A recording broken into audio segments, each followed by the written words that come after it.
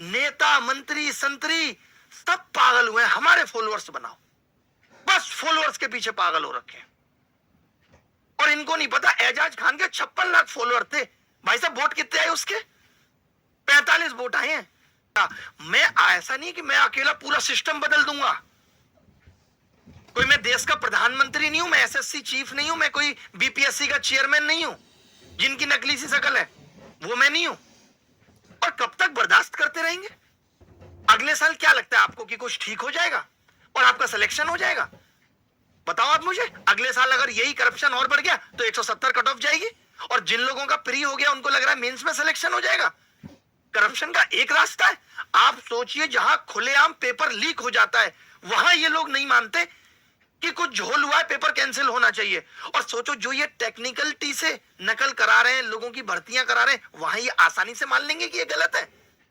अगर एसएससी पे आंच आती है मतलब सरकार पे आंच आती है, वो कभी इतनी आसानी से मान लेगी?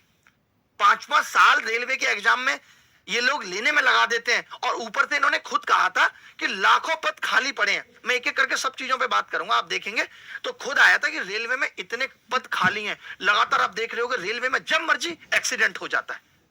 रेल मंत्री की कोई अकाउंटेबिलिटी नहीं है, कोई जवाबदेही नहीं है कि एक्सीडेंट क्यों हुआ। क्यों? क्योंकि उनको तो रेल मंत्री बनने के बाद अपने कमरे में जाना है, और वो कुर्सी पे टावल डालेगा एक बंदा, बाबूजी बैठेंगे, इस रील बनाने से ही फुर्सत नहीं है उनको। बातें बड़ी बड़ी करवा लो। देखो आप जाके उनके इंस्टाग्राम और ट्विटर पे, हर आदमी, मैं पहले सोचता था खाली इन्फ्लुएंसर पागल हैं कि इनके फॉलोअर्स होने चाहिए। सारी सरकारें अपनी अपनी रोटियां सेक रही हैं, कोई इस पे बोलने को तैयार नहीं है। मोदी जी मन की बात करने आते हैं लेकिन कभी भी बेरोजगारी पे बात नहीं की है, कभी भी युवा के मन की बात नहीं की है। युवा क्या चाहता है? युवा तैयारी कर रहा है बस। कोई सरकार सुनने को तैयार नहीं है, कोई सिस्टम सुनने को तैयार नहीं है। आवाज अपनी खुद उठानी होगी, सभी को एकजुट होना होगा। कोर्ट केस के अंदर अभी ऐसा कोई अपडेट नहीं है जो बहुत बड़ा बच्चों का साथ न्याय हो सके, तो सभी को साथ आना होगा भाई, इस सिस्टम को हिलाना होगा।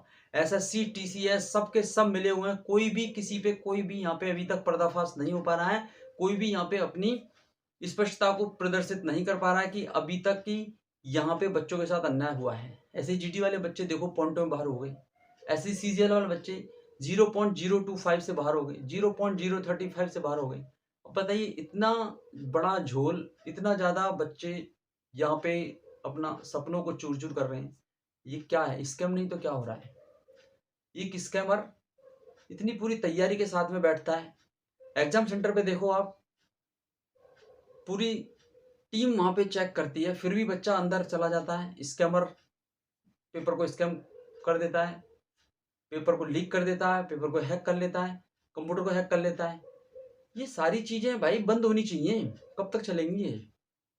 तो इसलिए भाई सभी के सभी टीचर्स एक साथ हो जाओ, सभी बच्चे एक साथ हो जाओ, एसएससी के पूरे ऑफिस को घेर लो, पूरा प्रोटेस्ट होना चाहिए, जिससे कि एसएससी हमारी आवाज सुने, एसएससी को समझ में आए कि आखिरकार बच्चों के साथ अन्याय हुआ है तो उनके साथ में न्याय होना चाहिए। भाई बातें बहुत सारी हैं लेकिन आखिरकार क्या ही किया जाए, कोई साथ देने को तैयार नहीं है, सब अपनी अपनी मदरगश्ती में मस्त है, कोई भी यहाँ पे सुनने को तैयार नहीं है। तो अब आप सोच के बताना, कमेंट करना भाई, आखिरकार क्या हो सकता है।